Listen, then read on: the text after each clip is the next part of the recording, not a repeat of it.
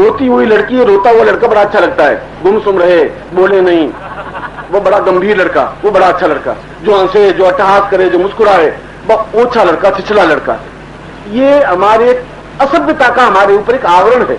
व्यक्ति अट्टहास के द्वारा अपनी भावनाएं व्यक्त करता है, मुस्कुराने के साथ अपनी भावनाएं व्यक्त करता है। शुद्ध हंसी होनी चाहिए, निर्मल हंसी होनी चाहिए। ये जो होली के त्योहार और ये जो नृत्य कलाओं का चिंतन और अपने आप में निमग्न हो जाने की क्रिया, ये तो चैतन्य महाप्रभु से प्रारंभ हुई है, कोई आज से तो प्रारंभ हुई नहीं। रजनीश ने तो उसने एक भौंडा रूप धारण कर लिया, बिल्कुल नग्न होकर के नृत्य करने की क्रिया को उन्होंने जीवन का सुख मान लिया। ऐसा हमारे शास्त्र में नहीं है। हमारे शास्त्र में नृत्य अनिवार्य है। अब तो मैं नहीं कह सकता, मगर उस समय शादियों के समय में घर की बहू बेटियां नाच करती थी दूल्हे के सामने। बात तो मैं नहीं कह सकता, राजस्थान में ऐसा होता था।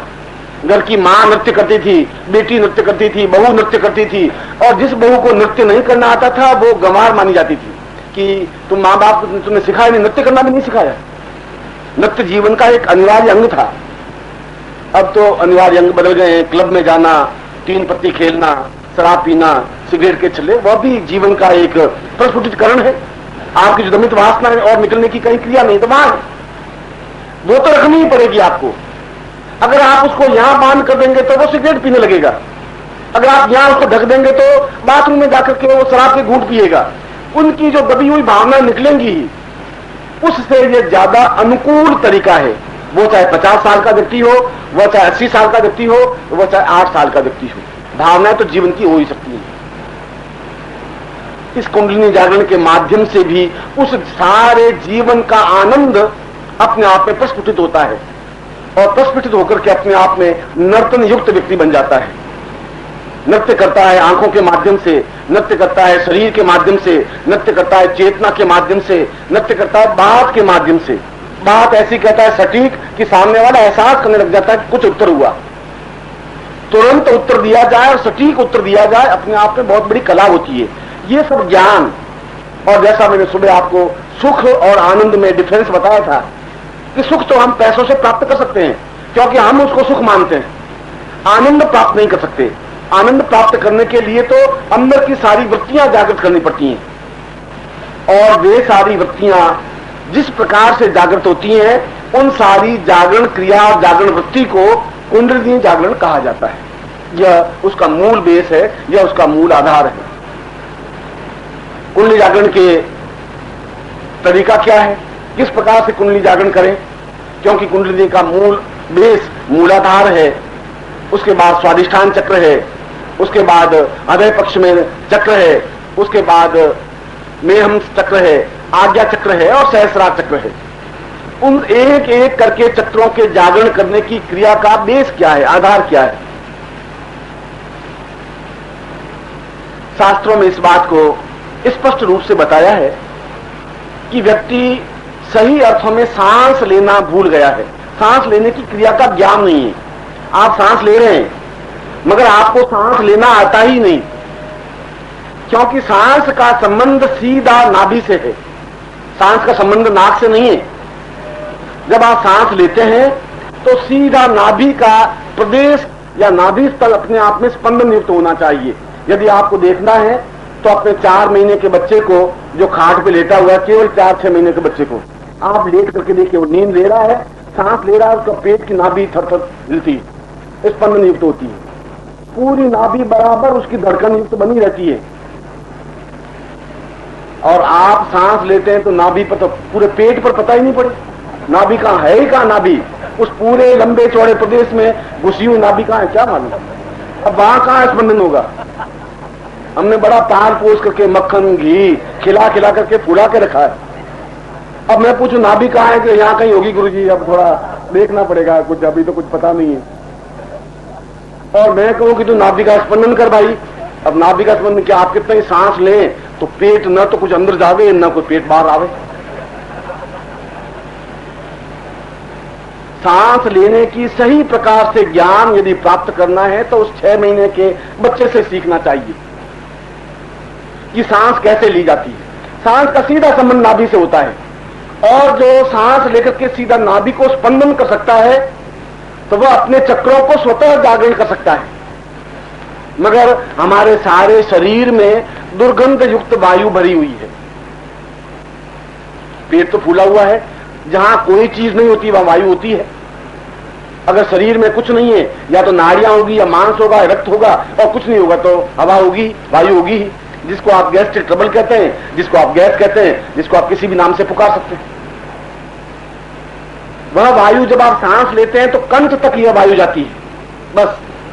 कंठ के बाद में वायु नीचे उतरती ही नहीं, जो आप सांस ले रहे हैं। और मैं कह रहा हूं आपको नाभि तक सांस लेना चाहिए, क्योंकि नाभि तक सांस लेंगे तो मूलाधार जागृत होगा। मूलाधार जागृत करने के लिए कुछ फोर्स लगाना पड़ेगा। ये एक जगह है, इसको आप लगाएंगे धक्का, ये बिल्कुल सुप्तावस्था में 15, 20, 25, 50, 100, 200 धक्के लगाएंगे तब अपने आप जागृत होगा। यदि सांप कुंडलिनी मार करके बैठ जाए तो आपने संपेरे को देखा होगा कि पुंगी बजाता है, फिर भी वो उठता नहीं है, तो हाथ से छेड़ता है उसको, 2-3 बार छेड़ता है, गोचा लगाता है, फिर वो फन फैला करके खड़ा होता है। क्योंकि सुप्तावस्था में वो कुंडलिनी है, उसको जागृत करने के लिए कुछ छेड़ने की जरूरत है, धक्का देने की जरूरत है। और अंदर जो नाभि में कुंडलिनी है, उसको धक्का कहां से देंगे आप? उसको धक्का देंगे ऊपर से सांस लेकर के, फोर्स से सांस छोड़ने की क्रिया से। और कोई तरीका ही नहीं। कोई लकड़ी के तिनके से या लकड़ी से तो उसको धक्का दे नहीं सकते। उसको जोरों से सांस लेंगे, और सांस इतनी गहराई से लेंगे कि वह सीधा नाभि में जो स्थित चक्र है उस पर धक्का लगाए। 1 बार, 2 बार, 4 बार, 6 बार, 25 बार, 50 बार, और धक्का लगेंगे तो अपने आप जागृत होगी। जागृत होगी तो कुंडलिनी जागृत होकर आगे की ओर अग्रसर होगी। ये सबसे पहली कठिन क्रिया यही है कि धक्का हम लगाएं कैसे। धक्का लगाएंगे जोरों से सांस लेना, और जोरों से सांस लेने की क्रिया से। इसको भस्त्रिका कहते हैं। यदि आपने सुबह सूर्य नमस्कार में भस्त्रिका समझाई होगी, जोरों से आप सांस लेंगे, आपको बताया होगा पहल साहब ने कि किस प्रकार से सांस लेनी चाहिए, किस प्रकार से सांस छोड़नी चाहिए। जब आपकी यहां तक गंदी वायु पूरी भरी हुई है, क्योंकि अन्यथा पेट फूल नहीं सकता।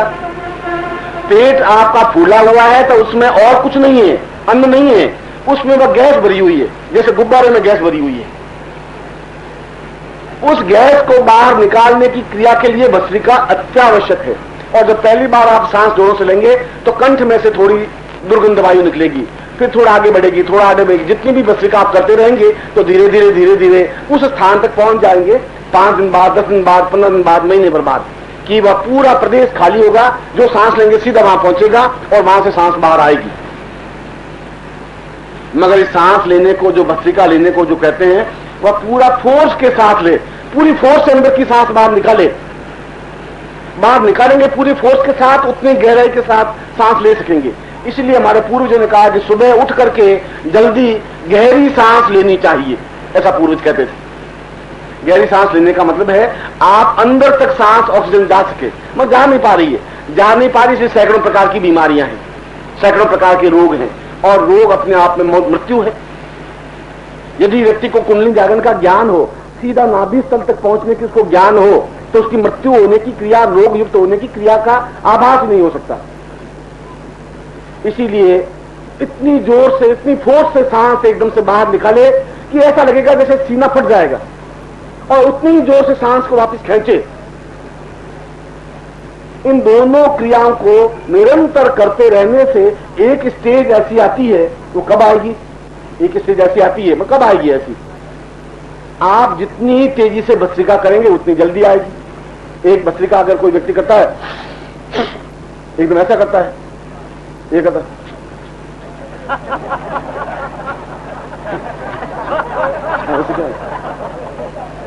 अब आप 25 साल करते रहे भस्त्रिका, गुरु जी भस्त्रिका कर रहे हैं, कुछ हुआ नहीं। अब शरीर का तकलीफ नहीं होनी चाहिए, बड़ी मेहनत से बनाया है।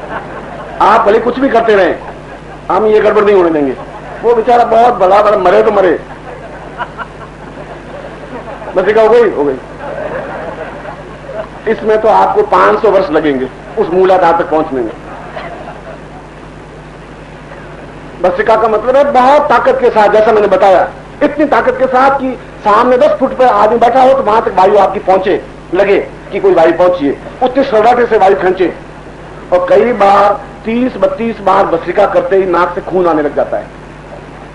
अगर नाक से खून आने लग जाए, खून का मतलब है खून के कण, तो समझना चाहिए कि भस्त्रिका सही हो रही है, क्योंकि नाक के अंदर और जितना सांस प्रदेश में छोटी छोटी ग्रंथियां पैदा हो जाती हैं, और जब जोरों से घर्षण होता है तो ग्रंथियां फूटती हैं तो रुधिर के माध्यम से बाहर आती हैं। तो समझना चाहिए कि कुछ खुल रहा है, कुछ साफ हो रहा है, बीच में जितने भी रक्त की ग्रंथियां फालतू की बन गई हैं वे निकल रही हैं, साफ होने, घबराने की जरूरत नहीं है। इस प्रकार से निरंतर भस्त्रिका के माध्यम से वो वायु का जो वेग एकदम से जोरों से लेंगे तो अंदर नाभि स्थल पर जब जाएगा तो सीधा वहां पर उसका प्रहार होगा, और जब मूलाधार पर प्रहार होगा तो मूलाधार अपने आप में जागृत होगा। जब मूलाधार जागृत होगा तो मूलाधार का संबंध दूसरे चक्र से उसके साथ वह जागृत होगा, उसका संबंध तीसरे चक्र से, उसका संबंध चौथे चक्र से, उसका संबंध पांचवें चक्र से, एक जागृत होगा तो कंटिन्यूटी में पूरा जागृत होता रहेगा। कोई ऐसा विशेष कठिन कार्य नहीं है। आवश्यकता इस बात की है कि हम अपने पेट को पूरा खाली रख सके। इस भस्त्रिका से पूर्व पेट को खाली रखने के लिए दो तरीके हैं। एक तरीका तो यह है कि आदमी को भोजन कम करना चाहिए, ऐसा तो डॉक्टर भी यही कहते हैं। यदि आदमी आटा खाना छोड़ दे तो आदमी मर नहीं सकता, ये गारंटी चैलेंज की बात है। वो आटा खाता है इसलिए मर जाता है। यदि व्यक्ति बिल्कुल शाक और पत्तों पर, इन लोगों पर जो वनस्पति है उस पर अगर जिंदा रहता है तो व्यक्ति की मृत्यु मोरारजी देसाई तुम्हारे बंबई में 96 साल के 96, और 96 साल की अवस्था में भी वो कहता है कि मैं प्रधानमंत्री मुझे बनाए तो मैं बिल्कुल तैयार हूं, फिजिकली फिट हूं, कोई मुझे में कमी है ही नहीं। आप मुझे बताइए मेरे सोचने में कहां कमी है। एज उसकी 96 है और पिछले 30 वर्षों में उसने आटा नहीं खाया है, रोटी खाई नहीं, केवल 2-3 कटोरी सब्जी और सलाद, बस यही खाता है। मरा तो वो है नहीं, ये तो आपके सामने उदाहरण दे रहा हूं। मगर भूख लग जाती है शाम को गुरुजी, तो उसका क्या करें? ये आपने जो सलाह दी वो तो सही। तो मैंने ये कहा कि आटा कम खाना चाहिए, तो आटा कम खाने के लिए आप भोजन करने से पहले पानी ज्यादा पी ले। पानी ज्यादा पी ले तो फिर भूख बहुत कम लगेगी, फिर आप बहुत कम रोटी खा सकेंगे, अपने आप में आदत पड़ जाएगी। बाकी तो स्लिम बनने के लिए जितने सैकड़ों उपाय हैं उसमें से पहले पेट को फालतू का उसमें ज्यादा सामान नहीं जाए और जो हो वो पचा दे। दूसरी एक क्रिया है जो शवासन बनकर के पांवों को बिल्कुल सीधे लेट करके और पांवों को केवल 6 इंच ऊपर रखे, सिर्फ 6 इंच, आधी स्केट, और पांवों को जमीन पर टिकावा नहीं, उसके ऊपर भी उठावे नहीं। आज मैं जब प्रवचन करके जाऊं तब आप इसको एक्सपेरिमेंट करके देखना। केवल 1 मिनट तक इस प्रकार से पांव रखने पर आप देखेंगे कि पूरे पेट का सारा सामान हिल रहा है अंदर से। ऐसा लग रहा है कि जैसे सारा अंदर का प्रदेश फट रहा है, केवल 1-2 मिनट में ही, क्योंकि वो जितना भी उसमें स्टोरेज है वो अपने आप में टूटने की, विखंडन करने की क्रिया करेगा, और धीरे धीरे वह जो चर्बी है जिसको मांसपिंड कहा जाता है वो अपने आप में गलेगा, क्योंकि शरीर को जितनी ऊर्जा चाहिए, कैलोरी चाहिए, वो तो लेगा ही। या तो कैलोरी आप रोटी के द्वारा दे देते हैं, और रोटी अगर नहीं देंगे तो जो जमा है उसको शरीर प्राप्त करता रहेगा, और वह चर्बी पिघलती रहेगी, और पिघलती रहेगी तो पेट अपने आप में ही पतला, कमजोर पड़ जाएगा। जब पेट अपने आप में दबेगा तो अपने आप में ही जब आप सांस लेंगे तो उस सीधे नाभि तक पहुंच सकेंगे। और दूसरा आसन, एक आसन वो, ये भी कुंडली जागरण का मजबूत आसन है। और दूसरा आसन कि आप सीधे बैठ करके पेट को बहुत अंदर घुसेड़ें, सीधा ये सांस लेकर जितना अंदर घुसेड़ने की कोशिश करें। ऐसा लगा है कि पेट मेरा पीठ से चिपक गया है, इस लेवल पे ले, बहुत यूं लेकर के और अंदर लेकर के और अंदर डालने की कोशिश करें। मगर आप इस एक्सपेरिमेंट को करेंगे तो पेट आपकी आज्ञा मानेगा ही नहीं, एक दिन के बदले अंदर नहीं घुसेगा। आप यूं करेंगे